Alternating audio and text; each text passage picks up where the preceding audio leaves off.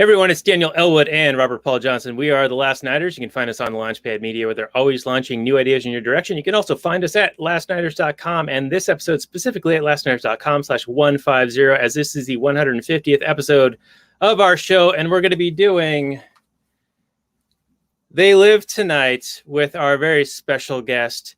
He's here to chew bubblegum and talk about They Live, but he's all out of bubblegum. It's the great Bob Murphy of The Bob Murphy Show. Bob is a Christian and economist, research assistant professor with the Free Market Institute at Texas Tech, senior fellow of the Mises Institute, and recently, no longer, the former co-host with Tom Woods of the podcast Contra Krugman, and also has his own show, The Bob Murphy Show, on which episode 50 he did They Live. Welcome to the show, Bob. I really appreciate you joining us. Thanks for having me. Great to be here. And I really, I'm surprised you went to Times Square there. I can see that behind you. That's I guess you're on location. Interesting. That's right. Well, I am using all the technology afforded to me by the free market to have a green screen effect behind me. And because of, the hidden messaging behind it, if you don't have the glasses on, it's a Galbraithian hellscape of forcing you to do things you wouldn't otherwise do through the power of advertising and propaganda. Right, and obviously we're being facetious, but it is interesting. I guess if you want to riff on that, there is something to that, right? That it's on the one hand, like even in the worst case scenario in terms of Galbraith, like it's all they can do is like print suggestions for you and try to shape your it's, in other words, that's pretty benign form of totalitarianism. Right, it's the softest layer.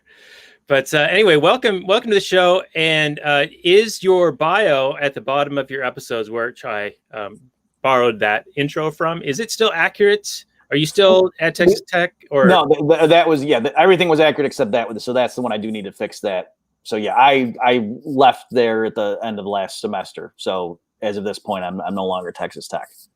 Okay, and people can find your show at bobmurphyshow.com, right? Right, yep. Okay, excellent.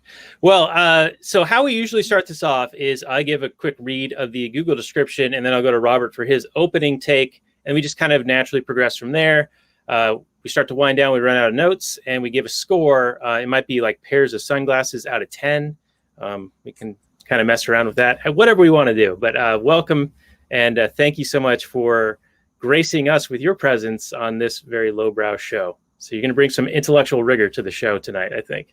I hope not to disappoint. Thanks for having me. All right. Well, thank you very much. And I'm going to bring up the Google description here. So They Live is, of course, John Carpenter. Came out in 1988, rated R. It's listed as a sci-fi horror film, 1 hour, 37 minutes. And it's a kind of a long 1 hour, 37 minutes, I felt. 7.3 IMDb, 86% Rotten Tomatoes, 55% Metacritic. However, 93% of the Google users like it. The description reads, Nada, played by Rowdy Piper, is a wanderer without meaning in his life. He discovers a pair of sunglasses capable of showing the world the way it truly is. As he walks the streets of Los Angeles, Nada notices that both the media and the government are comprised of subliminal messages meant to keep the population subdued, and that most of the social elite are skull-faced aliens bent on world domination. Wahahaha. With this shocking discovery, Nada fights to free humanity from the mind-controlling aliens. Came out November 4th, 1988. Director, screenplay, etc., all by John Carpenter. Budget of $4 million, box office $13 million. And it is a cult classic. It's The Matrix before The Matrix, and The Matrix borrows a lot from it. Let's go to Robert, my co-host, for your opening information. Well, from John Carpenter, the world famous John Carpenter, who brought us The Thing, which is one of my all-time favorite horror movies, comes this kind of red pill classic kind of inspiring thing. Before The Matrix, there was this, which is basically telling us that the world is not as it appears. World domination. They say that the aliens are here for world domination. With the technology they show us in this film, it doesn't strike me as world domination. It strikes me, and you even say it, that they are like free enterprisers, and I will quibble with that. But for an alien race with the incredible technology that they have, they were there to, blend in with society. They were there to kind of protect themselves from the humans finding out about them. But I wouldn't say that they're necessarily dominating and just, control. They were more controlling than like totally taking over the planet, or they're taking over the planet in their own special way, I suppose. But they could have easily like militarily taken over, it seemed, with the technology that they had. For the funny thing for me was that for an alien invasion, it sure did seem like just a normal society. Like, these guys aren't so bad. They're just like normal people that want to live with us. And the worst thing, like you guys were talking about with the Galbraith situation, I mean, how much damage were they really doing? It didn't seem. It seemed to me like the nicest, kindest, gentlest alien invasion of all time. Honestly. Yeah, I tend to agree with a lot of that, though. I think they were pointing to, or John Carpenter in an interview said that this was his, take on Reaganomics because it really upset him. And I think that the aliens aren't necessarily to represent the elite or the government or the rich class, the capitalist class, but it's to be a critique of greed itself. Like, it's this unfeeling, unthinking, imperialistic, exploit all the resources until the environment is destroyed. And so these aliens were actually using the Earth to harvest its resources, and they were using the useful idiots of the elite who would work with them in order to accomplish their goal, and then leave the Earth as this cratering hulk after they've extracted all the resources. So the elite were going along with it because they were greedy and wanted to get rich, and so they were okay with it without realizing that at the end result they would have a destroyed planet. And I think that's kind of the narrative that he was going for. Well, why didn't we see some scenes then where the aliens are off taking all kinds of stuff and just like shipping it out? We didn't get any of that. We got some travelers who were beaming around the galaxy or whatever, but all I saw were aliens that were shopping, buying, marrying, working, like everybody else. I didn't see any. I mean, there was that one scene where the aliens were talking to the elites and whatnot, and talking about how everybody's getting rich. But how is that nefarious? I didn't cotton on to that aspect. Yeah, I think I was reading into it that they were using capitalism as a means by which to be efficiently extracting the resources while keeping the population duped and not understanding it.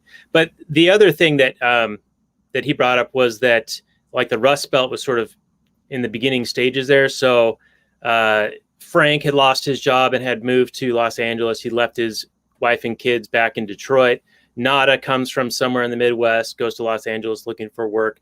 So they're talking about like poverty being increased because of this quote unquote, Reaganomic, voodoo economic, trickle down kind of critique that I don't think anyone's ever actually said what voodoo economics is, or trickle down theory is not an actual theory. I think Milton Friedman maybe talked about that. But anyway, let's get Bob in on the discussion. And Bob, what's your take on the opening, Google information, and anything that we've said? Well, sure. So I just want to mention, I don't know how he did it, but John Carpenter is a marketing genius. You notice how whenever you refer to one of his films, it's John Carpenter's blah, blah, blah. Whereas like I don't even say like Stanley Kubrick's The Shining or so, you know what I mean? Like, you just say the name of the title. So I don't know how he pulled that off, but kudos to him. That was a great thing where we, always designate, it's John Carpenter's. I realize if someone else did the thing, then you got to distinguish. But to me, it seems like it's more than that. So I don't know where that came from, but I thought that was great. However, he pulled that off. So like Michael Jackson being the king of pop, I think he just declared that, and then people said, "Oh, okay." Unfortunately, guys, I can't remember the exact part, but yeah, I am virtually certain that the movie is telling us the whole point of it was the aliens were siphoning resources away from Earth. But I confess I can't remember like what scene, who said that or what. But for whatever reason, that's what I thought the whole point was. And so yeah, the reason for them, being undercover, as it were, and then, getting the collaborators, because I thought that was a big element of it too, to say like the humans who should have known better were selling out, they were traitors to the human race and collaborating with the aliens. And, that presumably reflects upon members of, it's like someone who grew up in a working class thing, but then goes and works for a big corporation and sells out his, the people who are in his neighborhood. I think that's kind of what they were getting at. But yeah, the idea being, rather than having an all-out war and wiping out 4 billion people or whatever the population was back then, and then extracting the resources, let's just trick these idiot humans into mining the iron ore and doing whatever else and sending it to us. And look how much easier it is to conquer them that way. Sort of like, Alexander the Great or the Roman Empire, like, leaving the local infrastructure and government in place and just cutting deals with, the local kingpin and saying, we could clearly crush you. Just work with us, and we're in charge, and but you can still pretend you're in charge of your own little fiefdom. So that was my take. And so, as an economist, like, it's a cool movie, obviously, and I know we'll come back, we'll give it a rating at the end, but it was very entertaining. I watched it with my son. It still holds up, decades later. My young teenage son was, he didn't get bored. He thought it was a good movie. It was entertaining. But as an economist, yeah. So this species that's so advanced, they can teleport across, thousands of light years. I guess, I don't know if they say how far away their home planet is. They can do all that, and yet they need to set up this elaborate scheme because of some little planet around a yellow sun in the Milky Way. That doesn't, like when you see stuff about, there's asteroids that have $4 trillion worth of gold and stuff in them. Like, they wouldn't need to go through this elaborate thing to just go get some matter from thousands of light years away because they need it for their own production. Like, to me, that's goofy. So the premise, unfortunately, I don't think really makes sense in terms of, the economics of it. Yeah. And speaking of the economics, if they were just extracting resources all along, wouldn't it eventually at some point get noticed that, hey, we're mining all this ore and gold and silver and everything like that, and it's just disappearing into the ether? It's not going anywhere. It's not going into products. We're not making anything with it. Mm-hmm. Wouldn't that be a thing?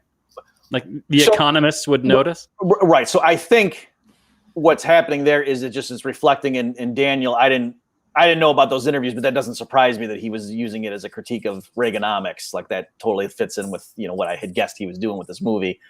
Unfortunately, I think, like, someone coming from the left doesn't have a very good knowledge of economics. And so, in their point, they say, well, sure. Right, Robert. That is true. Just like, don't we notice when we outsource and all these manufacturing jobs disappear? Like, isn't there a giant sucking sound, as Ross Perot would say, going, you know what I mean? In other words, they would point to, or maybe a better analogy or illustration of the kind of thing he has in mind is, right, in the real world, there are, like, multinational energy companies that will cut a deal with, like, some African government and just, really aggressively mine the resources in an area, and, like, the local villagers, their river gets polluted, or they might literally be, forced into, you could arguably call it slave labor and stuff.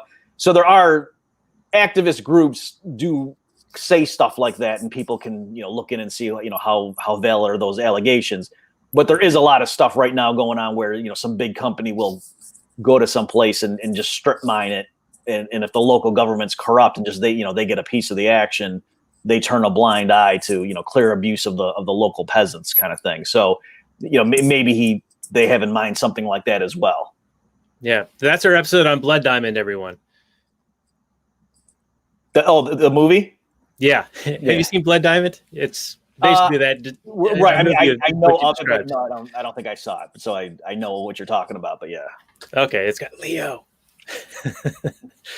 All right. So, Robert, I felt like this was when we were growing up, the left progressive type were the arbiters of, freedom of speech, freedom of expression, and all of those things. And they viewed the conservative values as being the ones trying to impose their values on others and restrict, censor, and all of those things. And how the tables have turned, because back then, and this is maybe an example of it, this is the left speaking truth to power. But now it's been revealed that was merely a tactic for them to acquire the power themselves, which is what the aliens would represent. And now that they're in the positions of power and influence, they have now begun to silence truth and dissent. So do you see that this movie viewed today maybe is viewed differently than the intention or the original viewing way back when.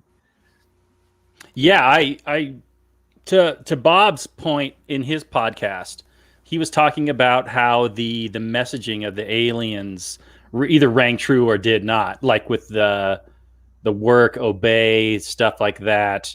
That all rang very true, but the get married and reproduce, not so much, especially today with the war on the family and that sort of thing. But yeah, growing up in the 80s with the kind of cultural, I don't even know how to exactly explain it, but yeah, I remember being a young lefty and feeling like the right was kind of imposing its values on us. There's a lot of pressure to get married, have kids, be one of us, that kind of thing. So then to 15-year-old Robert, or however old I was when I first saw this film, this movie did ring true. But today, you're absolutely right. It's a very different takeaway. Right. And for the imperialist conquest kind of narrative we were talking about of exploiting all the resources, if you're the aliens, you want to promote the obedient workers, right? You want your ant colony to grow and be able to exponentially extract these resources. You don't need to spend as much time on this planet. You can move off to extract from other planets. So in the space of the film, I can see the marry and reproduce working at the time, and also being a narrative against conservative culture and conservative values way back when. But now it's it's a very anti-family position from the left. Yeah, you would want more tax cattle to farm, I would think. Yeah, so you guys, you guys are raising a good point. So you're right, Robert. When I did my analysis of it, that was the big thing that I said in terms of when he puts on the thing and sees the stuff that didn't ring true to me to say marry and reproduce, because nowadays they don't foster that. But I guess in fairness, if John Carpenter, in other words, we're looking at it as Rothbardians or whatever, and looking at the power elites and the globalists, as Alex Jones might say. And what are they trying to trick the mass into doing? But yet, John Carpenter, if he's recoiling against, in his mind, it's the Reagan cabal that are the ones taking over and running roughshod over traditional society, coming from the right. If that's what he sees the threat as, then I could see why he would say, "Oh yeah, just go get married. Pay no attention to the man behind the curtain. Just go, have kids and whatever. And you're too busy bringing your kids to soccer to pay attention to Iran Contra." Right. See where he's coming from with that. And also, too, as a critic of mine pointed out after my episode, was saying, no, if all you want to do is keep the masses, from revolting, just keep them pacified, other things equal, you could see how people who are married and have kids are less likely to pull up, to take up arms against the government. Whereas, you got 20 million guys who, can't get married or whatever, and they got nothing to do, a bunch of testosterone. Exactly. They might start shooting stuff up. Right. When you got kids, you got more to lose. You're less likely to take those risks. Right. Yeah. I'll go to the grocery store. I'll put on a mask just to not be hassled, not to be confronted by someone, even though I am opposed to the concept of it. I don't think that there is sufficient scientific evidence to mandate anything. And my argument, and I actually, not to derail us into this virus discussion, but I really enjoy your take, Bob, about the climate change argument, where you basically take the IPCC paper and you say, given the numbers, here's why you're still wrong. And here's why you'd want to advance technology to the point to where you could overcome this.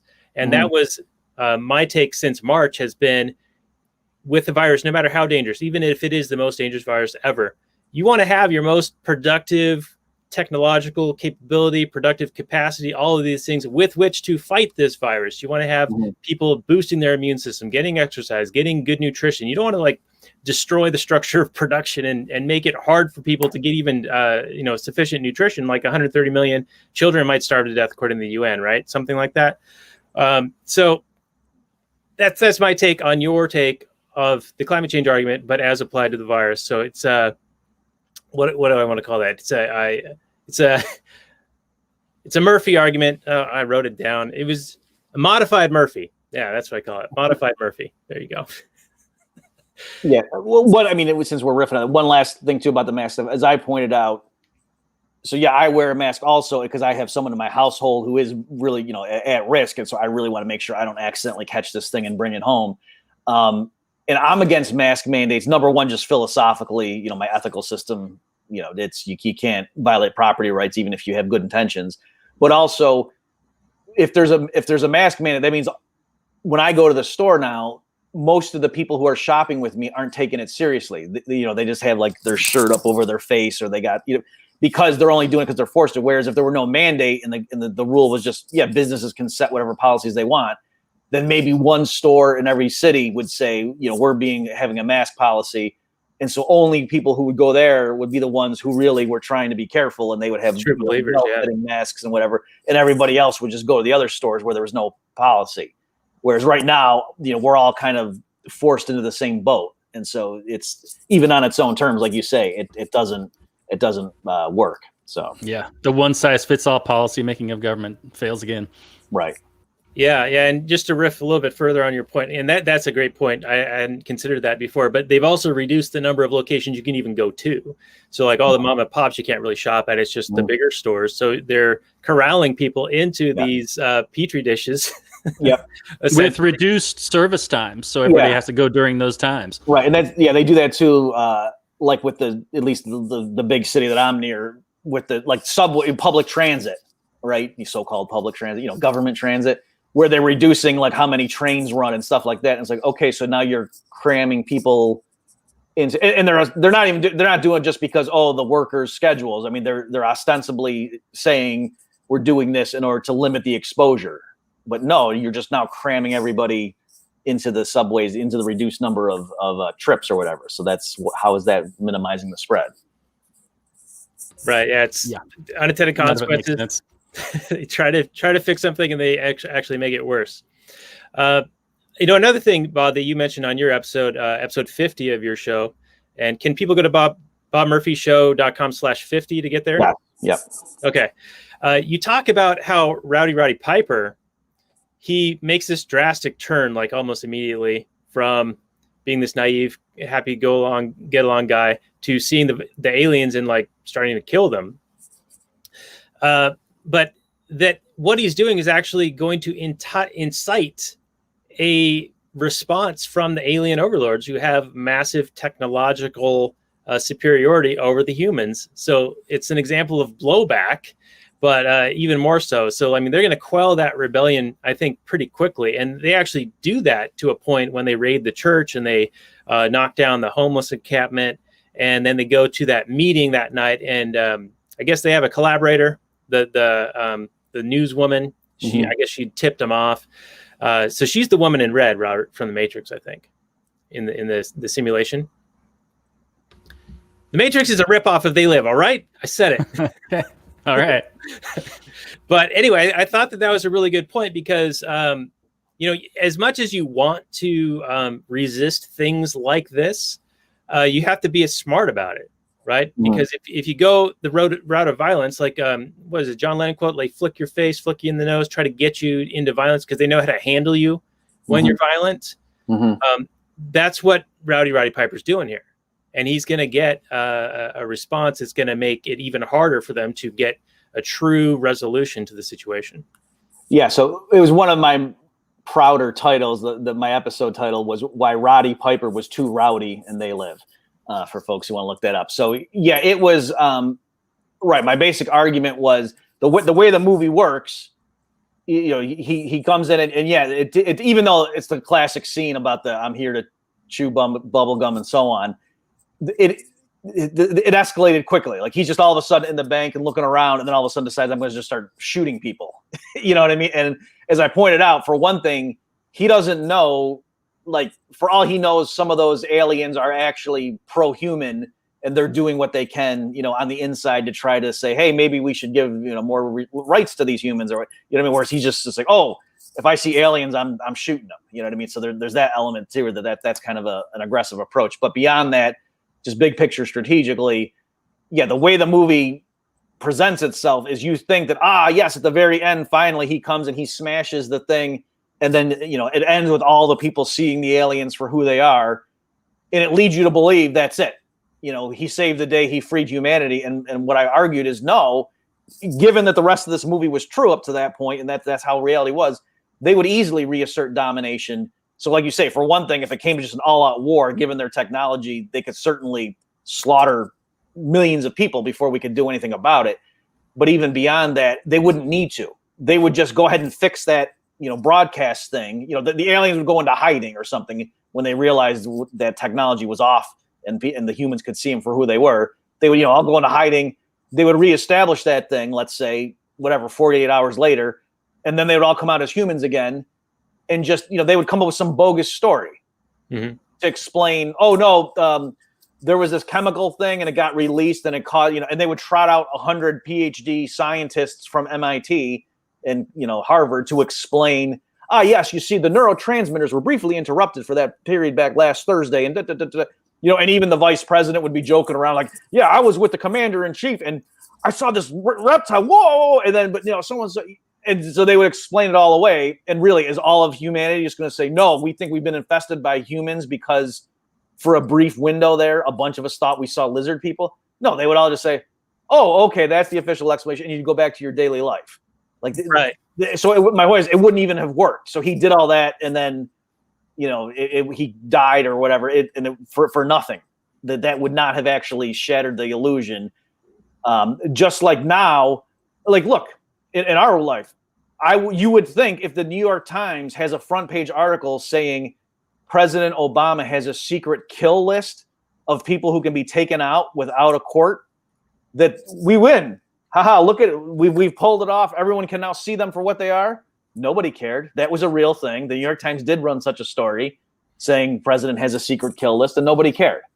So, go look it up, folks, if you didn't catch that. So it doesn't matter. So last thing, and what I did say is I wasn't just advocating fatalism, but no, I liked what they were doing in the underground movement, like mass producing those goggles and like maybe trying to figure out the technologies, or is there some other way? So you can certainly, do what you can to slowly wake people up in pockets and whatever, and gradually, but in terms of just a one shot, like, oh, we knocked down that transmitter and now we're all free because we all see the truth, that no, the aliens had done a great job blending in, and it's too hard for people to switch like that. Like it's right, a gradual thing, like to red pill them or to wake them up, whatever metaphor you want to use. It's a gradual thing, and only certain people are even receptive to it. Right. Yeah. It's a shock to the system, especially to the NPC style mind. Like Michael Malice brings this up all the time. Like there's so many people who operate within that environment where even if exposed to truth or revealed truth or whatever, they're going to totally ignore it or just excuse it away. And your episode came out, almost a year and a half, 2 years ago. It's almost like you're a Nostradamus, very prescient, because the examples you cite, yes, they're very good, like the Obama kill list and like the JFK assassination. But if anything, the last 8 or 9 months here with this COVID thing has just vindicated you entirely in your argument. Like people are almost allergic to good news related to this thing. I think Tom brings it up in each one of his very excellent COVID talks. It's like people are impervious to good news. They want to see the fear. And then for me, the biggest thing, and I'm not saying anything profound here, but the most shocking thing was, when it was, hey, you can't do anything. You're killing grandma. If you go out, can't even go to a funeral. Your funeral has to be, 2 people showing up, that kind of stuff. And then with the George Floyd stuff and all the mass protests, it wasn't merely that the so-called public health experts weren't sticking their neck out and saying, hey, these BLM activists shouldn't be doing that. It was that they were signing public statements saying, oh, racism is itself such a threat to public health that this is okay. You know what I mean? In other words, like they were just totally showing that their credentials meant nothing. This had nothing to do with medical, or at least the medical science stuff could easily be trumped by politics if it was politics they agreed with, or if they were going to be put in an awkward position and didn't want to get yelled at by, the anti-racism activists or something. So right. Yeah, to me, that was just, if I were doing a novel, my villains would have been better and less transparent than this. Like it's amazing how much they openly say, and no, like I say, barely, nobody cares, or at least, the resistance cares. But it's not a mass. That's what I'm getting at. Is in the movie, they lead you to believe, oh, surely if everyone saw that there were actual alien lizard people running the show, then there would be a mass up. And I'm saying, no, there wouldn't. there would be Right. people ripping on them as, oh, you're alien truthers, ha ha. You know, Or we've been infiltrated by aliens. Okay, Alex Jones, whatever. Or they'd make it political and like, oh no, those are only the evil Republicans that think that, or that sort of thing. Yeah. Right. Yeah. And we're seeing that with the Or, hey, election. lizard people are people too, and let's not discriminate against them. That's Homo sapienism or something. Right. Yeah. Yeah. And Robert, we've pointed out many times on the show in the past that people who are in this kind of NPC mode or whatever don't care that they're holding two completely illogical positions at the same time. The cognitive dissonance does not bother them in the slightest. So even when being confronted with this, Bob, to your point, yeah, they just don't care. They'll just continue on. Now in the movie, though, I do sympathize with Rowdy. I mean, he isn't the smartest guy. He's just kind of on this trip where he ultimately is blowing up this satellite, which I agree with you, Bob. I mean, it's just the most ridiculous idea that this super advanced alien force would create one weak point, like in the last Star Wars movie. There was just the one tower that suspended the whole fleet. You know, it's just always it's aliens. They just like doing this thing where you just touch one thing and it's all over. You would have redundant systems all over the place. But in a free market. But I think ultimately, though, wouldn't it? I mean, if you do build up this resistance force, ultimately, eventually, you're going to get found out. You know, it's going to get exposed, and there would be an armed conflict. And you know, I've used many arguments saying that even though you're vastly outpowered technologically, if you are the home team, you do have that tenacious reason to fight. So the reason why the Vietnamese and the Afghanis have been able to, even though I would say that those aren't necessarily wars that were ever intended to be won, I would still say that they did remarkably well with the vastly inferior technology that they had compared to the invaders. Mm-hmm. Right. So, I guess, yeah, I'm not, I didn't make an argument, let alone prove in my analysis of that film that it would never be appropriate to take up arms against the alien invaders. My point was simply Rowdy Piper, acted too soon. Like that particular thing was reckless. And by the way, I'm not being a complete stick in the mud. Yeah, watching the movie, I'm totally rooting for him too. It was only even after the fact that I kind of was like, thinking about it, really that wouldn't work in, but yeah, obviously in the movie, like, break that thing. All right, Roddy. Yeah. That's awesome. So, but it's also analogous to, and that's partly why I did it in terms of activism right now. So it's a kind of thing where clearly right now, if all the Rothbardians tried to, have a revolution, they would get snuffed out. There's no way. And so my point is, okay, so right now, well, you just, teach people more and more about, look at what a free society would look like. Can we all at least agree? We don't know how we're going to get there, but that would be better than the current system. And just more and more people. But my point was, if you're able to go from 1% of the population believing that to 2%, well, then just keep doing that. Right. And so it would get to the point where if most of the people, even in the army and the police and whatever, agreed, then, it's like, to me, the best thing in the world would not be like some sort of libertarian Nuremberg trial where we take over and then it would just be like whoever the president, Biden is in the White House and he's barking orders at people and they're like, nah. And they just ignore him. He's just some crazy old man in this building thinking he's the president. And really it's like some guy thinking he's, Napoleon and nobody listens. What's happening? Right. Yeah. This crazy scenario that I'm painting. So that's what happened with Ceausescu, right? I don't know enough about that. I mean, I think so, but I really don't know enough about that to say. But so like the Soviet Union, like people would have thought in 1984, or let's say 1985, I'm not making a reference to the novel. In the actual year 1985, people would have thought there was going to, the only way the Soviet Union is going to go down if there's some huge conflict and, oh man, I hope too many people don't die in the nuclear holocaust. And no, it just kind of, collapsed. And I've read things on that and was saying, the reason it collapsed was because even the members of the Communist Party stopped believing in it.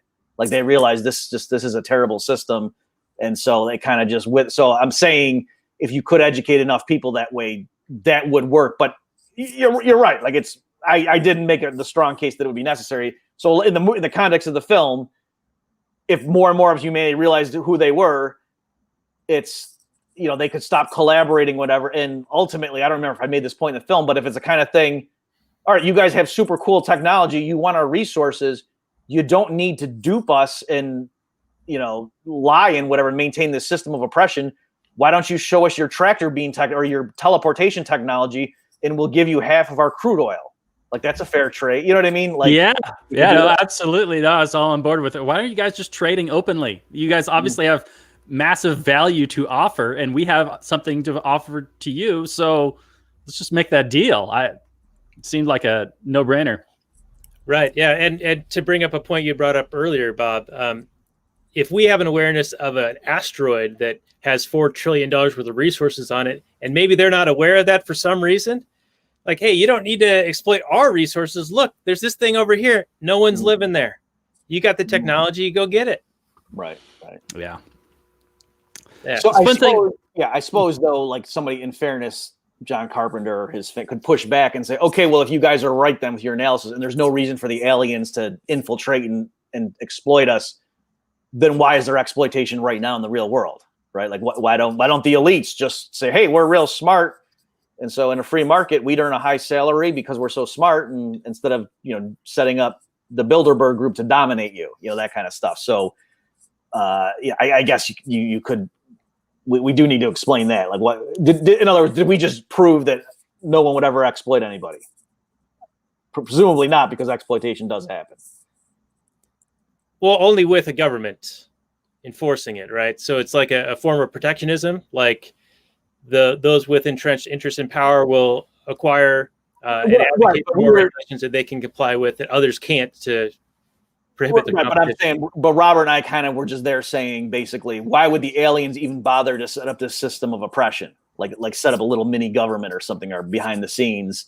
Why wouldn't they just say, hey, here we are, we've got this stuff, you've got that stuff, let's make a deal? And so, oh, gee, if the Alex Jones is right and the members of the CFR are really out to get us, why don't they just say what they want, and we'll trade and have voluntary trade? So I guess their part of it is like subjugation of others is part of the goal. Like they want power for its own sake. And so, I don't know if the aliens get a thrill from knowing that they kind of have taken over a planet. Well, John Carpenter would say it's just business. They're just free marketers, and that's how free markets work, right? With the CFR and the Bilderberg Group and the government, and offering this protectionism. Right. That's literally how they view this stuff. Like, we've made this point many times, is that the left is often okay with identifying a bad situation, but their prescriptions for correcting it is just more of the thing that caused it. Right. Yeah. Like I used to say when I wrote, so I have a book on like the state of the economics of the healthcare system, and it's called The Primal Prescription, if people want to look at it. And I co-authored it with an ER doctor. But yeah, it's when I got into that stuff, I realized there were a lot of like people on the like Newt Gingrich types saying, as of 2007, oh no, we got the greatest healthcare system in the world, and don't listen to these Democrats who want to mess with it. And because there's seriously messed up stuff with the way healthcare was being delivered and paid for in the United States. It's just, we would all agree that's not the free market. It's because there's so much government intervention and regulation and subsidies and blah, blah, blah, that's why it's such a screwed up market. But yeah, it's people on the right who are just, nope, that's capitalism. That's how it works. When no, that's not capitalism. So you're right. The left is good at identifying certain things as being crazy. It's just, yeah, what their diagnosis is and prescription is clearly wrong in our view. Right. And then when someone like Newt Gingrich says, oh, that's the free market, or we have the best system because it's free market, then that gives them something to point to, be like, look, that's free market. And they can ignore every other counterpoint of evidence. And not that they'd care anyway. I'm convinced they do not care about evidence when it comes down to it. No, it's a religious belief. Right. Yeah, I agree with you guys. And what's come out more clearly to me, say what you will about the Trump years, but I think he got the left to kind of pull the mask off and to be clear about this is who we are. That it's they hate rich people. It's not that we want the money to pay for soup kitchens or whatever, or fund food stamps. It is the idea that there's someone out there who's a billionaire is offensive, and that needs to be stopped. And if we can take the money and do something good with it, fine. But no, the goal is there should not be billionaires. I mean, I'm not putting words. Millionaires are okay now. Millionaires are okay. I wrote a book. What? I wrote a book. Huh. People buy my book. All right. Robert, do you have any notes that you want to get into before we start to wind this one down? I know that we're getting close to the amount of time. No, I got a couple of things here. I don't know how much time we're going to have, but one thing that just occurred to me while you guys were talking, speaking of Trump, I'm surprised there isn't like a meme of Trump's head over Rowdy Piper's, like at the end after he blows up the dish and then he flips off the helicopter.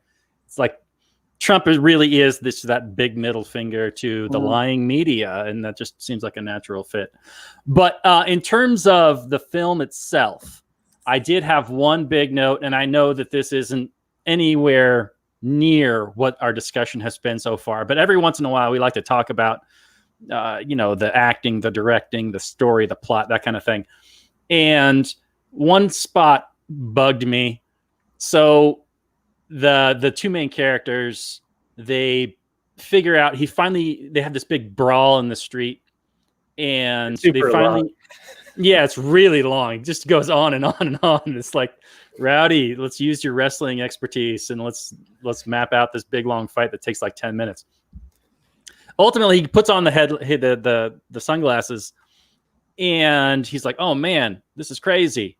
And so then they're sitting in this hotel room, and they're like, "Well, what do we got to do? We gotta find the people that they're taking Bob's advice. We got to find the people that made these sunglasses. There's other people that know, so let's go out and let's find those people." Cut to scene of the two main guys just drinking beer in their apartment or in their hotel room. And then they're just sitting around hanging out. And then he's walking up, he goes and gets some groceries or something. And he just happens to be walking through the lobby of the hotel. And then one of them finds our protagonist. So this is a situation where your protagonist should be out going and solving problems and being active and doing things instead of, oh, here's the solution. They found us. It was super lazy. I hated it. I want the protagonists to figure things out and go and find them. That would have been way more interesting than to just sit there where they are drinking beer and, oh, there's the solution right there. They found us. That was just really bad and dumb. So did they accurately characterize the libertarian movement?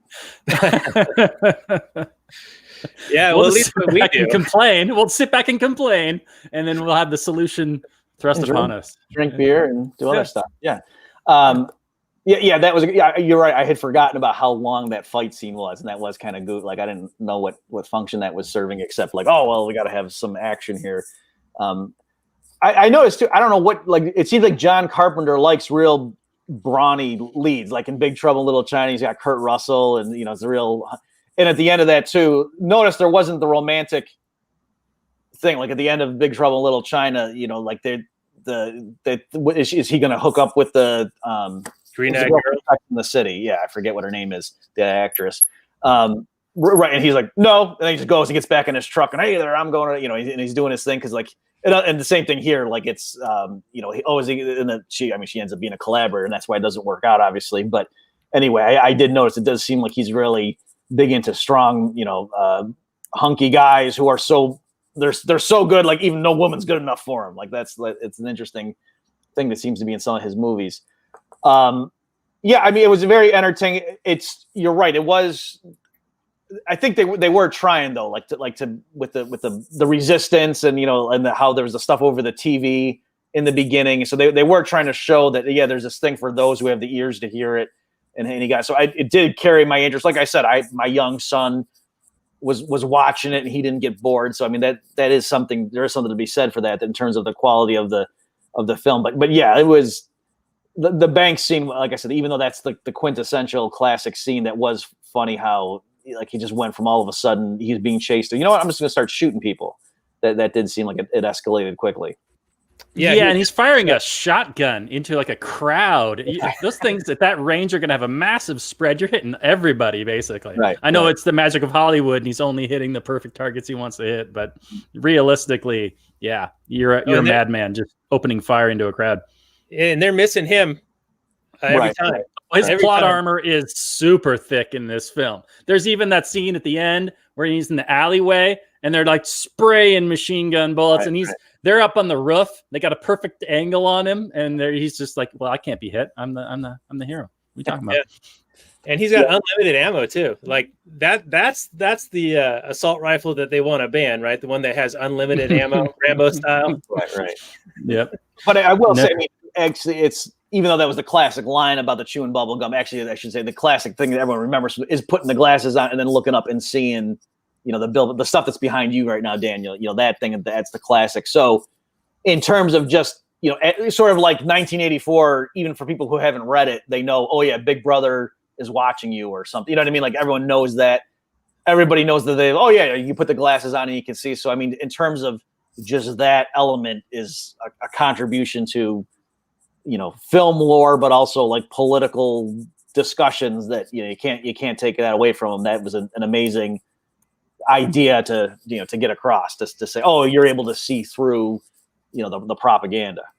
Right. Now, do you think that that's something that could be viewed by different people as meaning different things to them? Like, oh, if you could only see things my way, then you have the glasses. So like for me, it's like if you could see things through a Rothbardian and a anarcho-capitalist perspective, then you can see the things through this perspective. But a progressive might say the same thing about, being woke or something like that. Like the Matrix is kind of like that too, where people who are viewing it can interpret it in different ways and say, oh, this totally supports my position. And so, if only you took that red pill, you'd see things that, Biden's actually a great guy or whatever. Yeah, that's a great point that, what somebody like a Michael Malles or something means by being red pilled is totally different from, probably what the creators of the Matrix intended. And so I think you're right.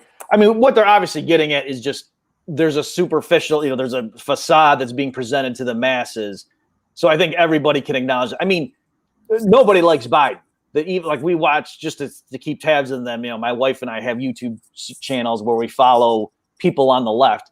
They can't stand it. Like their point is, we had to knock out Trump. Now we'll consolidate, among the progressives. They can't stand Democrats calling for unity. Like, why would I have unity with all these racist KKK people? No, let's purge them. And so it's like everybody can agree the narrative that's the official thing that's reported on CNN or Fox is bogus. But you're right. What they think the real truth is would be also vastly different. Right. Yeah. And it's interesting that you mentioned, that the leftists you see are not fans of Biden. I'm infected with being close to Seattle and knowing people from Seattle on their Facebook posts. As long as I'm still there, I'm on a limited status right now. Like I might get kicked off any minute, but they actually love the guy. They're like, oh, this is so amazing. Love won, Biden's great. Kamala's amazing. And I've been trying to drop red-pilled breadcrumb seeds with one of my buddies. And for years, I've been dripping stuff to him. And sometimes it seems like he gets it. And then the next time I engage with him, he's like totally blue-pilled again. It's so bizarre. But he's like, oh, yeah, Trump's such a racist or whatever. And Biden's so great. I hope you voted for Biden. And I'm like, well, number one, I don't vote. I don't believe in it. But number two, how can you trust that Biden is any better? Like, look at this terrible thing, this terrible thing, this terrible thing. And then same thing with Harris. And it's like, he doesn't care. Just it's willful really ignorance. Well, I mean, I guess there must be plenty of Democrats who do believe, but I'm saying people on the left, and I can't speak to your particular friends, but the ones it'd be sort of like people on the right not really thinking that John McCain, is represents anarcho-capitalism, or so, you know what I mean? Like it's, right. or like Mitt Romney versus whoever, like, maybe you would have had a mild preference for that, but it's not that Mitt Romney really, it represents the ideals, even for a minarchist, let alone, an ANCAP person. Yeah, I think general blue-pilled Democrats like Biden more than absolutely the extreme progressive left. They probably can't stand the guy. Yeah, it makes sense to me, and it's also funny that there's all this censorship and things happening, but then like you were saying, Bob, he goes to the unity message, and they're all like, "No, we're making lists. Right. If you supported Trump or voted for him or whatever, you're not going to be able to be in good standing in society. You're not going to be able to get a job. We're going to ostracize you." It's like chaos theory, but in a bastardized upside down world version. Yeah, well, it's. I almost respect your book, of course. No, I know. Yeah, I know. I almost respect them because they're being consistent. In other words, it is kind of weird that you spend 4 years demonizing these people as being, Trump's the next Hitler, his supporters, love having children in cages on the border and all this stuff. And then you're going to have unity with them and reach across the aisle. Like, that is kind of a disconnect. So it is almost like, yeah, if you actually believed your rhetoric, you should be making lists of these people. So I understand why they're doing it. It's just not saying, well, it's because you're wrong. Like, just stop. And if your worldview is leading you to believe, no, we have to eliminate half the country because they're monsters, like maybe something's wrong with your worldview. Yeah. They're pulling like straight out of Mao's playbook, They sounded pretty scary to me. But what's freaky to me is I've been, making references to the French Revolution for obvious reasons. And what I wasn't expecting is I kind of assumed everybody would say, oh, yeah, we know they went too far in the French Revolution, but we're not going to make that mistake. No, they're like, yeah, French Revolution was awesome. What's your point? And there's, I don't know if you guys saw on Twitter, I reposted it. There's a progressive group on Facebook that has 79,000 followers. So it's not some little isolated thing. And their actual logo is a guillotine that says 2020, and it's got like the Democrat slogan or whatever. Oof. Like, I'm not like for real. Like, and they're not banned, right? Like, they're actually advocating for violence. Geez, isn't that promoting violence? Huh? So, yeah, it's it is a clown world. That's for sure. I don't know where things are headed. It makes me nervous. I'm worried about the world my kids are growing up in. And all that. But anyway, we should start to wind this one down, and I hope you can stick around for a little bit afterward for that final portion we were talking about earlier. But Robert, why don't you lead us off with your final summary and review and give me a number of sunglasses out of 10 for your score. Yeah, so John Carpenter's They Live. Classic, I don't know if you'd call this a horror film. It's more of an action dystopia type film. Yeah, but like Bob was saying earlier, there's something about the brilliance of the film that does fit into the zeitgeist. People know it. It is out there. You can reference it and they know what you're talking about, even if they've never seen the film, which is, an achievement. Absolutely. And it's also the kind of art that people from all over the political spectrum can point to and feel like they are the hero and that they are seeing things that other people cannot see. And if only they could show them their truth. So yeah, this is the kind of movie that has long lasting, wide appeal to pretty much anybody. They can put themselves in the shoes of the person that has that secret knowledge. And that only if they could explain it to someone else, then make them see as they do. It gives you that sense of being a hero.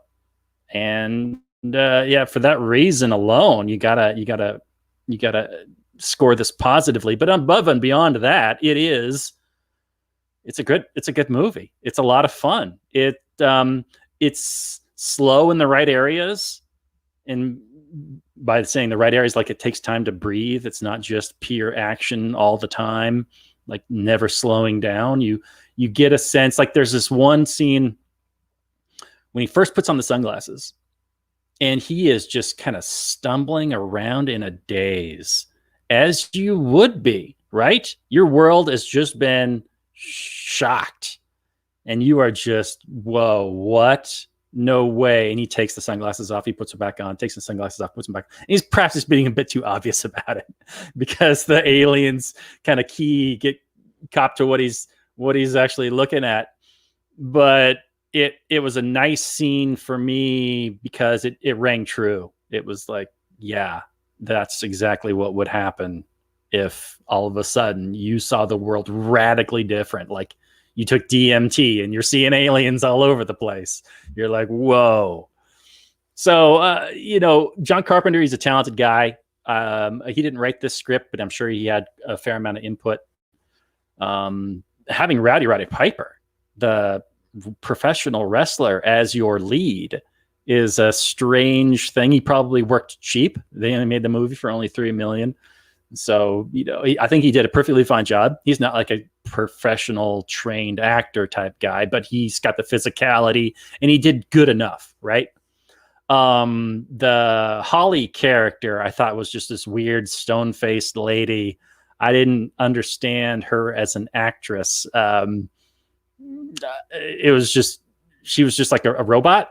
I didn't quite understand what he was going for with that. And when she turns to be on the collaborator side at the end, you're like, yeah, because she's got the dead eyes. I understand why that was a shock.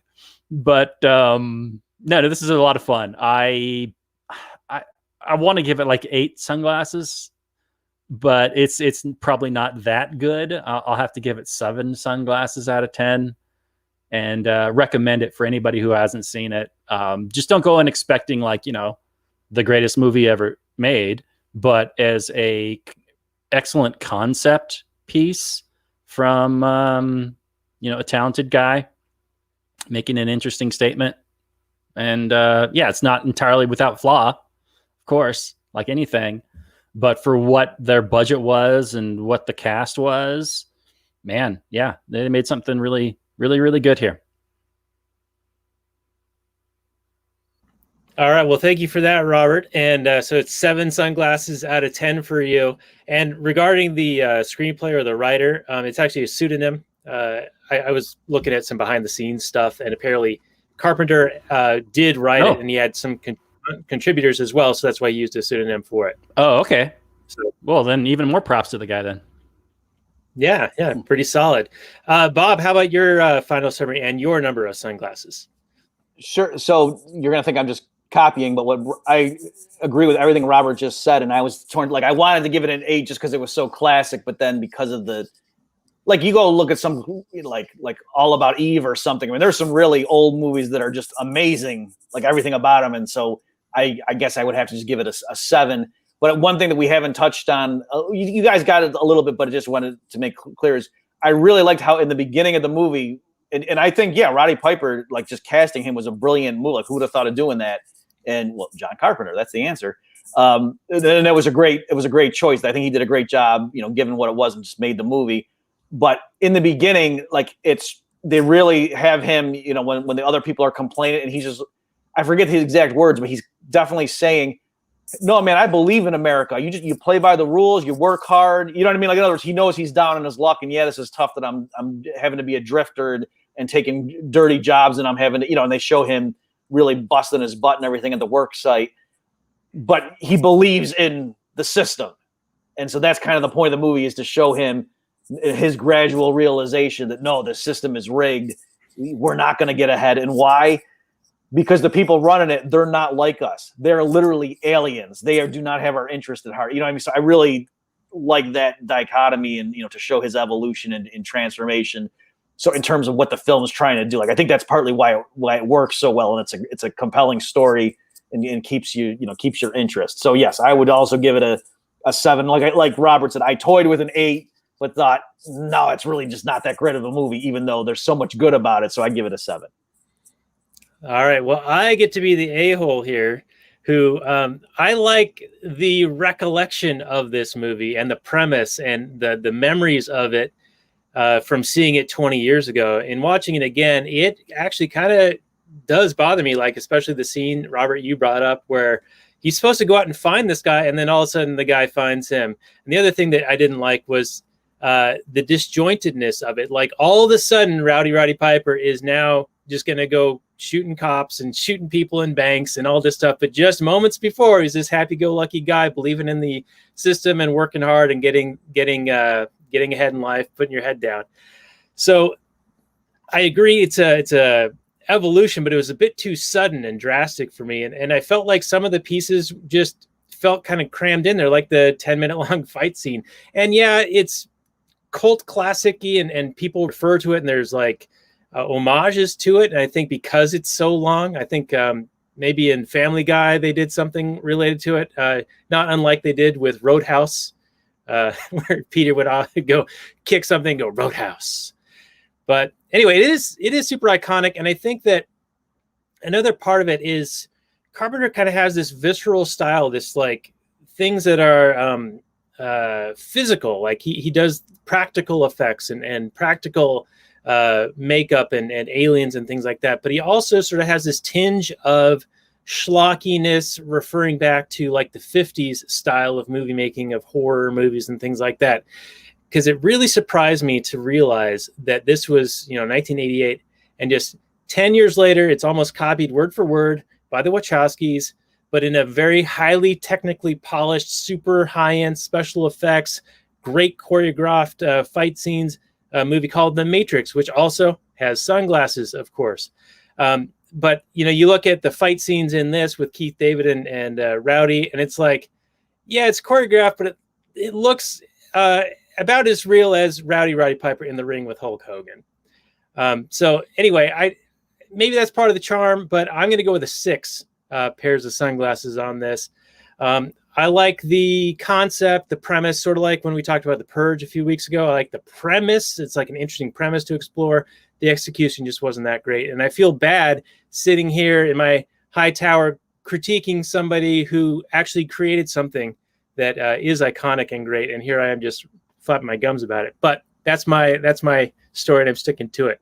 So anyway, any feedback on any of that? All that apologizing for just a 6 out of 10. Still strong, still positive. Yeah. You're fine. Your opinion is fine, Daniel. It's all right. Yeah, I got the test. It was positive this time. Next time it'll probably be negative. Who knows? But each time it'll be counted as a case. Well, anyway. That's the way it is. So what we're going to do next week, and Bob, thank you so much for joining us, and having you stick around for just a little bit longer after this. But next week, we're going to do a Libertarian Institute sandwich. Last week, we had Kyle Anzalone for The Beast. Next week, we're going to have Pete Quinones on for JFK, who was very instrumental in bringing the meat of this Libertarian Institute sandwich together, Bob Murphy, onto the show. There was a tweet between... Right, yeah. and you and me, and he encouraged you to come on, and I hope that he wasn't wrong in that you were okay with the results of what has happened so far. We are not a highbrow show, as I mentioned, but anyway, that's what we're going to be doing next week is JFK for it's almost the anniversary of him getting shot in Dallas. So that's why we're doing that one, and it's also another Kevin Costner flick, which we've been doing almost exclusively Kevin Costner flicks with Pete over the years, except for the one exception of Casablanca, which was a great movie. We did that earlier this summer. Yeah, absolutely. Deservedly one of the all-time greats. Kevin Costner was really young in that one, right? Just a little baby. Just a baby. Well, he was at the height of his powers, right? Bodyguard and Robin Hood, Prince of Thieves, Bull Durham, all around that era. Yeah, JFK was in between Dance with the Wolves and those other things you just mentioned. So yeah, this is him at his highest peak. Right, and it's Oliver Stone, and I think we've got a director's cut version, which the movie was long as it is. It's going to be even longer, the one we're going to watch, and we're recording in just a couple of days. So that's going to be tough for me and my wife to get through it, because we have to watch these things in the evenings, and we get really tired. We've been watching, speaking of They Live, Ancient Aliens, which is, got the guy with the crazy wild hair, and like that they refer to, all these like archaeological and hieroglyphic type things are actually like ancient aliens coming back to these people, and they were trying to represent it the best way they could. Anyway, it's interesting, but it also makes us tired after like 10 minutes, and we fall asleep. So it takes us a long time to get. Let me just mention, if you guys like Kevin Costner, did you ever, the Rich Eisen show? EISEN? ESPN guy, right? Or back in the day? Yeah, I don't know. I just, on YouTube, I was on a rabbit hole. I was looking, I don't even know how it came up, but there's a bunch of clips of Kevin Costner on that guy's talk show talking about big movies, like, you know, oh, who is the biggest actor you've ever been in a movie? And he's like, oh, Gene Hackman, and da-da-da. And he like does impressions of like Sean Connery on set talking to Kevin Costner, you know, and so Kevin Costner's doing impressions of. Anyway, you might want to go look that up. It's fun. Yeah, it sounds interesting. We'll definitely check that. I found a list of his 42 of his movie appearances ranked in order of goodness to badness. And JFK is number 2 on that list of goodness. Mm-hmm. Waterworld is way down, as is The Postman, which we've done both of those with Pete. But anyway, everyone who wants to support our show, you can go to lastnighters.com/Patreon. You can send some dollars our way. Fiat currency, we still accept it for the time being, at least until the new digital currency, the Amero, comes into play. And then check out Bob Murphy's show at bobmurphyshow.com, and we will have links to that and also your episode on They Live. I think that could be considered almost a companion piece to this discussion, and I would reference people to maybe check that out first. So, you know, now that we're at the end, pause, go listen to that, and then come and finish for the last like minute or so of this. That's how we do it here. Anyways, check out our Patreon, check out Bob Murphy's show, and check out JFK next week with Pete Quinones of the Free Man Beyond the Wall podcast. And we will say goodnight from last night, everyone. Peace out.